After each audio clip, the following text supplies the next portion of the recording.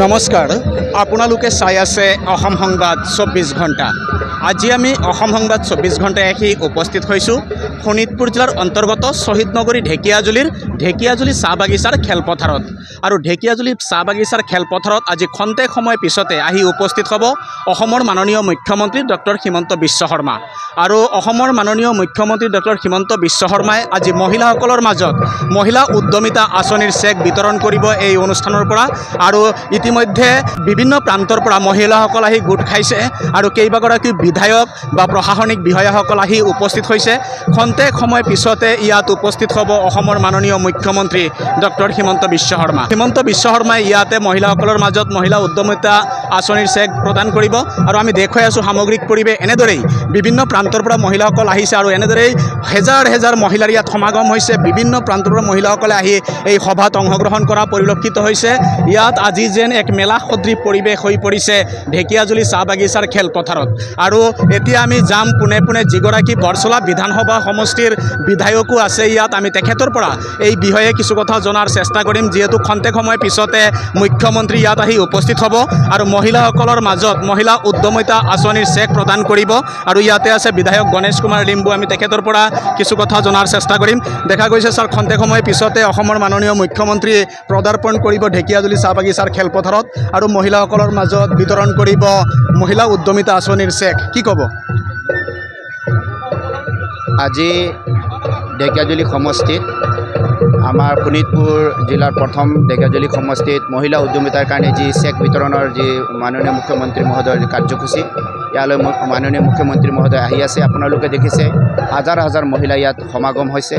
আৰু এনেধৰণৰ কাৰ্যসূচী বা এনেধৰণৰ আঁচনিৰ জৰিয়তে আমাৰ জনপ্ৰিয় মুখ্যমন্ত্ৰী মহোদয়ে বিশেষকৈ মহিলা সমাজত যিসকল দুৰ্বল শ্ৰেণী আছে তেওঁলোকৰ আৰ্থিক উন্নয়ন যাতে হয়, তেওঁলোকৰ অৰ্থনৈতিক ক্ষেত্ৰত তেওঁলোক যাতে অলপ সবল হ'ব পাৰে আৰু সকলো ক্ষেত্ৰত যাতে তেওঁলোকৰ অংশগ্ৰহণ থাকে, ইয়াৰ কাৰণে এইখন চৰকাৰৰ দিনত মহিলা উদ্যমিতাই হওক বা আমাৰ যুৱকসকলক স্বাৱলম্বিতাৰ ক্ষেত্ৰতে হওক, আমি নিযুত মইনা আঁচনিৰ দৰেই হওক, এই ধৰণৰ বিভিন্ন আঁচনিৰ জৰিয়তে অৰুণোদয় আঁচনি, এইবিলাক আঁচনিৰ জৰিয়তে আমি গ্ৰামাঞ্চলৰ মানুহক, গ্ৰামাঞ্চলৰ যিসকল দুখীয়া মানুহ আছে তেওঁলোকৰ হাতলৈ, তেওঁলোকৰ বেংক একাউণ্টলৈ আমি পইচা প্ৰেৰণ কৰি দিছোঁ, যাতে আমাৰ গ্ৰাম্য অৰ্থনীতি সবল হয়। আৰু গ্ৰাম্য অৰ্থনীতি সবল হ'লেহে আমাৰ ৰাষ্ট্ৰখনৰ বা ৰাজ্যখনৰ অৰ্থনীতি সবল হ'ব। এনেধৰণৰ চিন্তা চৰ্চাৰে জনকল্যাণমূলক আঁচনিবিলাক আমাৰ চৰকাৰ দিনত যি স্তৰত কৰা হৈছে, আমি দৃঢ় বিশ্বাস যে আহি থকা দিনত অসমৰ GDP-য়ে কওক, অসমৰ মানুহৰ জীৱনৰ মানদণ্ড আগৰ তুলনাত বহুত সোনকালে ক্ষিপ্ৰতাৰে আগলৈ যাব। হয়, ইতিমধ্যে শুনিলে বৰচলা বিধানসভা সমষ্টিৰ বিধায়ক গণেশ কুমাৰ লিম্বুৱে কথাখিনি জনালে। মহিলা সবলীকৰণ হ'লেহে সমাজ আগবাঢ়ি যাব আৰু এই কথা আজি মুখ্যমন্ত্ৰীয়েও যিহেতু অনুধাৱন কৰিছে আৰু সেয়েহে মুখ্যমন্ত্ৰীয়ে এই আঁচনি গ্ৰহণ কৰিছে।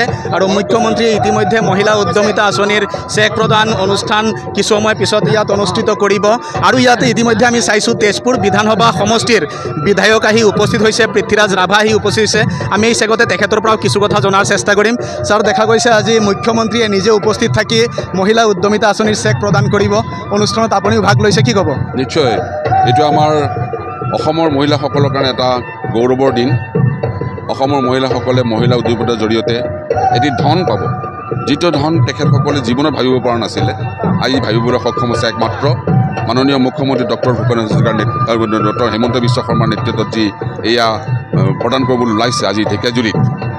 এইটো অসমৰ মহিলাৰ কাৰণে এটা ডাঙৰ কথা যে এইখিনি ধন যদি সফলভাৱে ব্যৱহাৰ কৰে এজনী মহিলাই আকৌ লাখপতি হ'ব পাৰিব।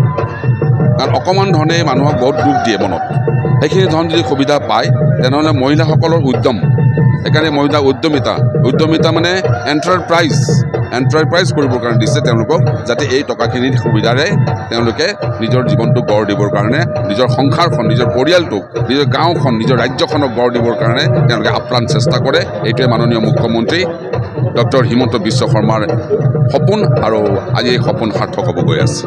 হয়, ইতিমধ্যে শুনিলে তেজপুৰ বিধানসভা সমষ্টিৰ সন্মানীয় বিধায়ক পৃথ্বীৰাজ ৰাভাই কথাখিনি জনালে যে মুখ্যমন্ত্ৰীয়ে মহিলাসকলক এখোজ আগবঢ়াই লোৱাৰ উদ্দেশ্যৰে এই আঁচনি প্ৰস্তুত কৰিছিলে, মহিলা উদ্যমিতা আঁচনি, আৰু মহিলাসকলক যিকোনো ক্ষেত্ৰত আগবাঢ়ি যোৱাৰ ক্ষেত্ৰত প্ৰেৰণা দিয়াৰ কাৰণে এই আঁচনিৰ আজি শুভ উদ্বোধন কৰিব মুখ্যমন্ত্ৰী ইয়াত উপস্থিত হৈ, আৰু মুখ্যমন্ত্ৰীয়ে আজি মহিলাসকলক এই আঁচনিৰ চেক প্ৰদান কৰিব আৰু ইয়াৰ জৰিয়তে যাতে মহিলাসকল উপকৃত হয় তাৰে কামনা কৰিছে মুখ্যমন্ত্ৰীয়ে বা ইয়াত উপস্থিত হোৱা বিধায়কসকলে। আমি দেখুৱাই আছোঁ সামগ্ৰিক পৰিৱেশ, এয়া হৈছে ঢেকীয়াজুলি চাহ বাগিচাৰ খেলপথাৰৰ দৃশ্য। ইয়াত এনেদৰেই হেজাৰ হেজাৰ মহিলা গোট খাইছে, বিভিন্ন প্ৰান্তৰ পৰা আহিছে মহিলাসকল, আৰু বিভিন্ন প্ৰান্তৰ পৰা মহিলাসকলে আহি যি তেখেতলোকৰ ইমান দিনৰ যি আশা আজি পূৰণ হ'বলৈ গৈ আছে, চেক হাতত পাব তাকে লৈ উৎফুল্লিত দেখা গৈছে মহিলাসকলক। সঁচাই এক সুন্দৰ পৰিৱেশ বিৰাজ কৰিছে ঢেকীয়াজুলি চাহ বাগিচাৰ খেলপথাৰত, আৰু এনেদৰেই আজি মহিলা উদ্যমিতা আঁচনিৰ চেকসমূহ প্ৰদান কৰা হ'ব মহিলাসকলৰ মাজত। আৰু খন্তেক সময় পিছতে অসমৰ মাননীয় মুখ্যমন্ত্ৰী ডক্টৰ হিমন্ত বিশ্ব শৰ্মাই খেলপথাৰত আহি উপস্থিত হ'ব আৰু নিজ হাতেৰে মহিলাসকলৰ মাজত মহিলা উদ্যমিতা আঁচনিৰ চেক প্ৰদান কৰিব। আৰু আমিও আশা কৰোঁ মুখ্যমন্ত্ৰীৰ যি সপোন সাৰ্থক হওক, তেখেতৰ যি প্ৰচেষ্টা সফল হওক তাৰে কামনা কৰি সকলোৱে অসম সংবাদ 24 ঘণ্টা চাই থোৱাৰ কাৰণে মই প্ৰশান্ত বৈশ্যই শোণিতপুৰ জিলাৰ অন্তৰ্গত ঢেকীয়াজুলি চাহ বাগিচাৰ খেলপথাৰৰ পৰাই সকলোলৈ ধন্যবাদ জ্ঞাপন কৰিছোঁ।